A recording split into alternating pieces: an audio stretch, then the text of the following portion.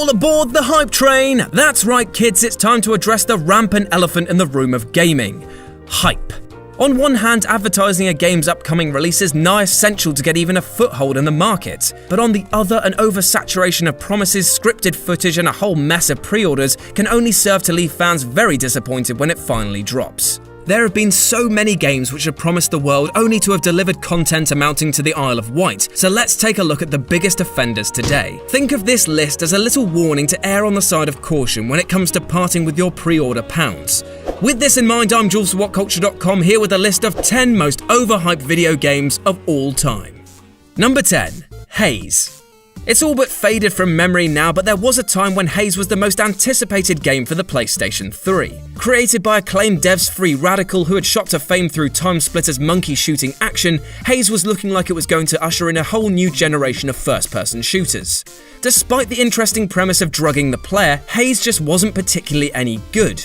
Thanks to generic gameplay, dodgy enemy AI, and rubbish writing, the game wouldn't have even stood out on the PlayStation 2. Even the graphics, one of the game's major selling points, just weren't up to scratch, swiftly outdone by just about every other game released early in the PlayStation 3's life. Number 9. Duke Nukem Forever.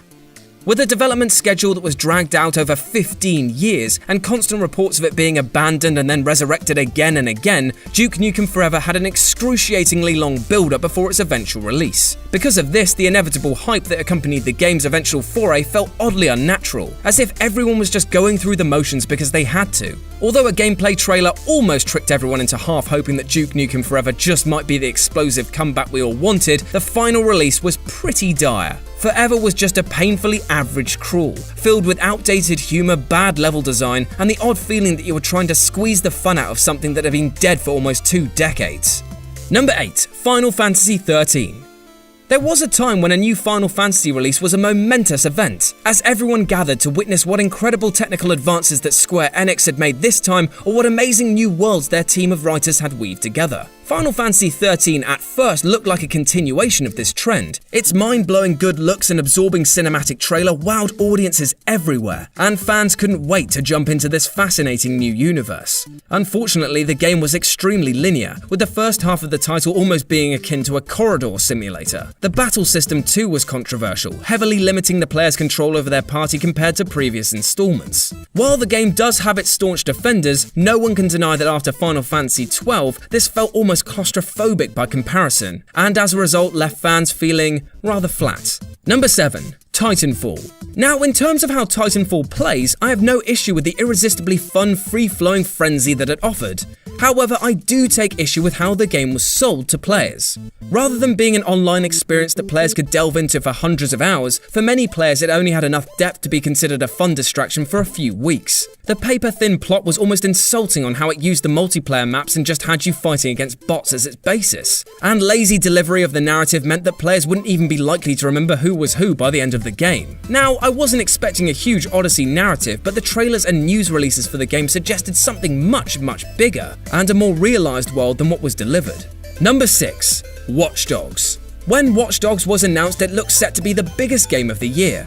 Beautiful graphics, an unparalleled immersive world, and the ability to hack just about anything were all selling points that Ubisoft were pushing hard. Things then started to look a bit shaky after the game was delayed for around 6 months. But the stunning E3 appearances had long cemented Watch Dogs' place as one of the most anticipated games of 2014. By the time the game was released, however, it looked nowhere near as good as the pre-release footage. Missions were also linear, and the cars handled terribly. Sadly, Watch Dogs just wasn't as exciting as Ubisoft wanted us to believe, and Grand Theft Auto 5 had already outdone it in just about every single way possible.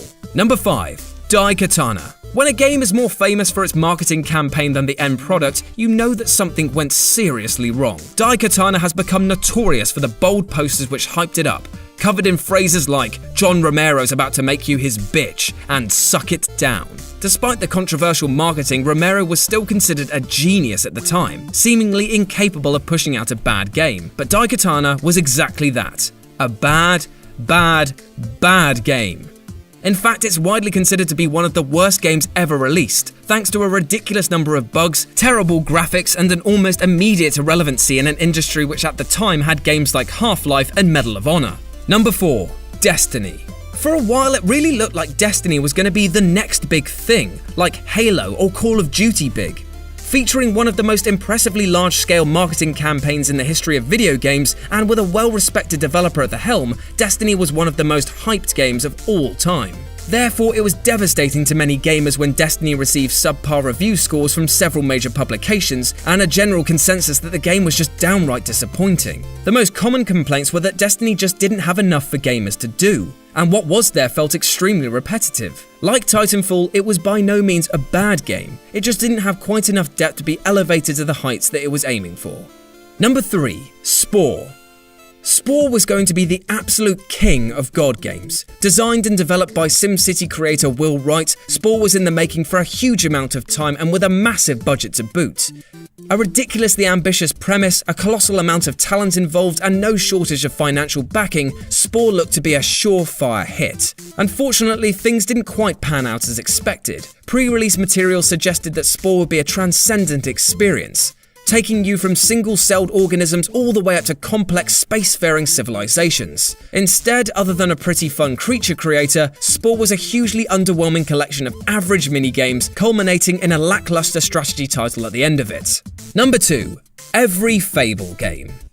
Oh, Peter Molyneux, it's been a while since you've been on one of my lists, but I should have known when the word hype came up that I'd be seeing your smug rat face. When will you learn to stop promising what you can't deliver? There's no doubt that Molyneux and Lionhead Studios genuinely want to push the limits of video games and give us a genre-pushing revolutionary experience.